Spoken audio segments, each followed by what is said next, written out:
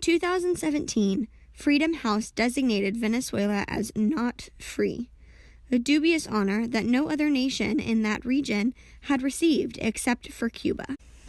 President Maduro's policies are characterized by authoritarianism, intolerance for dissent, and irresponsible state intervention in the economy that has stoked hyperinflation and led to negative economic growth in a country with the world's largest proven oil reserves. The United States is Venezuela's largest trading partner. Bilateral trades in goods between both countries reached $16.1 billion in 2016. Crude oil dominates U.S. imports from Venezuela, which is one of the top 5 suppliers of the foreign oil to the United States. The International Monetary Fund forecasts that inflation in Venezuela will surpass 1,000,000% by the end of the year. Chronic food and medicine shortages continue to plague Venezuelans. It is in America's best interest to see a transition to democracy in Venezuela. So what should the United States do? Todos estos meses, todo el tiempo de marcha por mi familia, por la comida, por el pueblo. Siempre voy a estar en las calles luchando por la libertad de mis hijos. Y bueno. Every United States president that has been in power since Chavez's death in 2013 has made an appeal for democratic institutions to be respected in South American countries, especially Venezuela. The tensions between the United States and Venezuela have been high since the Venezuelan government accused the administration of former President George W. Bush of a failed attempted coup against the former Venezuelan president Hugo Chavez in 2002. Despite these accusations, the majority of Venezuelans hold a favorable view of the United States government, whereas only about 30% hold a favorable view of their own President Maduro.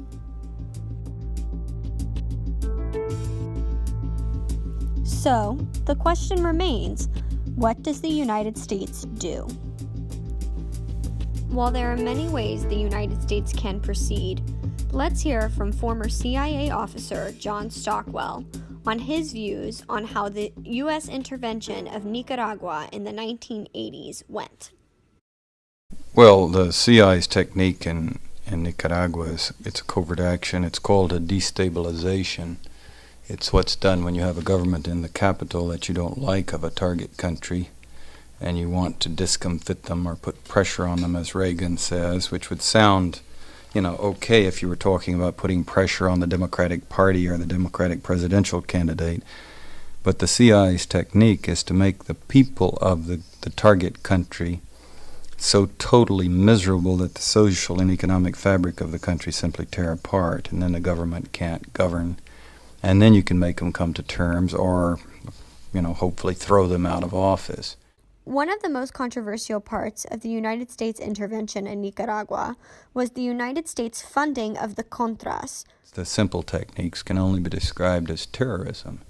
Literally rape and pillage, going across the border and blowing up bridges, blowing up clinics, blowing up sawmills, blowing up granaries, shooting fathers, and then while they're dying on the ground with their family forced to watch, castrating them and then putting a grenade in their mouth and pulling the pins, and in some cases the opposite, putting a grenade in the mouth of 7-year-old children and pulling the pin while the parents are forced to watch, with the objective of just totally shocking and traumatizing the people to the point where, like I say, the society just can't function.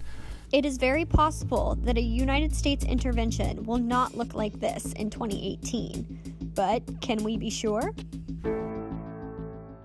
The video you just saw was used to conduct a survey at American University. Students were asked to answer a series of questions before watching the video and afterwards.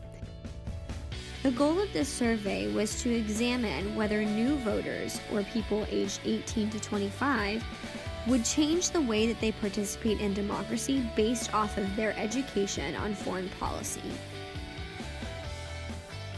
At the end of the survey, participants were asked whether they would be willing to be interviewed on this topic. A few of them responded, and we have included their remarks.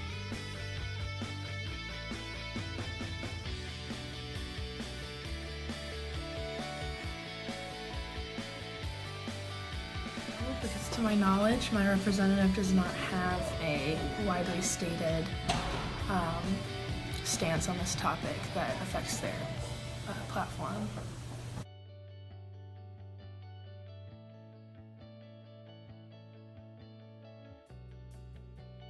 I think that the U.S. should intervene in some capacity.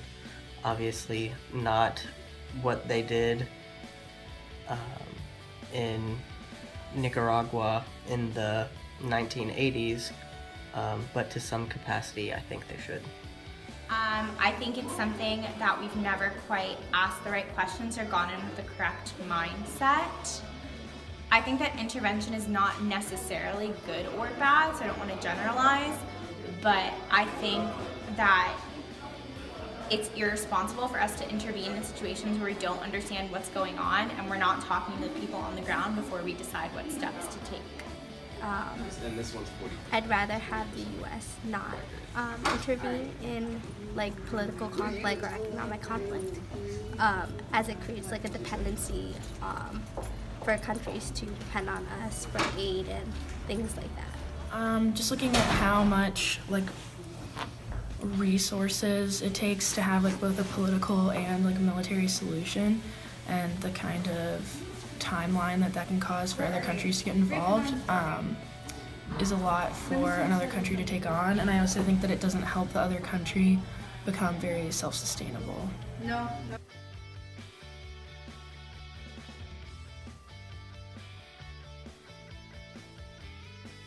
It depends on what the stance was. So I guess yes, it would influence how I vote. Unlikely, unless it was pretty like radical either way, but I don't think it would affect how I vote for a representative for the state of Tennessee. When asked about United States military intervention and whether it was the best solution for democratic failure in foreign countries, 4 responded yes, while 48 responded no. After watching the video, these numbers changed. 6 responded yes, while 46 responded no. This is about a 3.8% change. While that number seems pretty small, when there's 113 million voters, that means that by educating people on our foreign policy issues, 4,294,000 people could change their minds.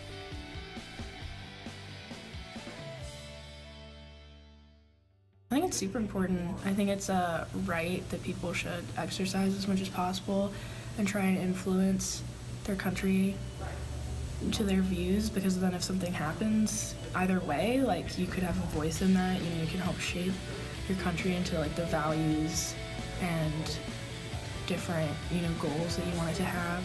And I think that by missing out on just doing some simple research and casting a vote, you're really missing out on, you know, kind of like celebrating like the American ideal, even if not, obviously not everyone agrees and has the same views, but getting to participate in democracy and choose our leaders and who's going to like shape the future of our country and like serve the people around you is like very important.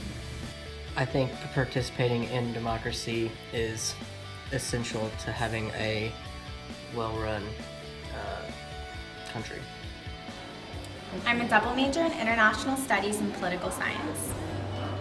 My major is public relations and stratcom. I'm an international relations major in the School of International Service with a minor in Spanish. My major is education.